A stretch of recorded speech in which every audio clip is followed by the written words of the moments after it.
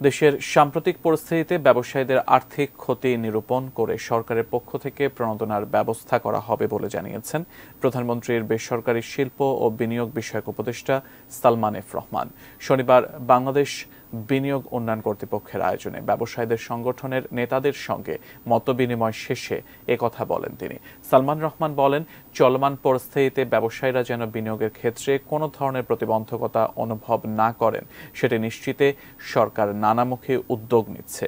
এ সময় ব্যবসায়ীদের পক্ষ থেকে বিভিন্ন সমস্যার কথা তুলে ধরা হয়, বিশেষ করে ব্যাংকের আর্থিক সহায়তা, বিদ্যুৎ ও গ্যাস সমস্যা, আইসিটি সেক্টর ও এনবিআর এর সাথে স্বার্থ সংশ্লিষ্ট বিষয় চিহ্নিত করে সমস্যা সমাধানে সরকারের পক্ষ থেকে আশ্বাস দেওয়া হয়। ব্যবসায়ীরা সরকারের পাশে আছে উল্লেখ করে সালমান এফ রহমান বলেন, সরকারও ব্যবসায়ীদের পাশে আছে। প্রধানমন্ত্রী বলে দিয়েছেন, আমাকে নির্দেশ দিয়েছেন, উনি বলেছেন যে সব ব্যবসায়ীদের সাথে বসে ওনাদের সমস্যা সম্বন্ধে জেনে আমরা কিন্তু সরকার তরফ থেকে আমরা ডেফিনেটলি ব্যবসায়ী যে ঠিক যেমনি ব্যবসায়ীরা আমাদের পাশে দাঁড়াইছেন আমরাও কিন্তু ব্যবসায়ীর পাশে দাঁড়াবো, ওনাদের যা যা সমস্যা আছে সেটা আমরা সমাধান করব।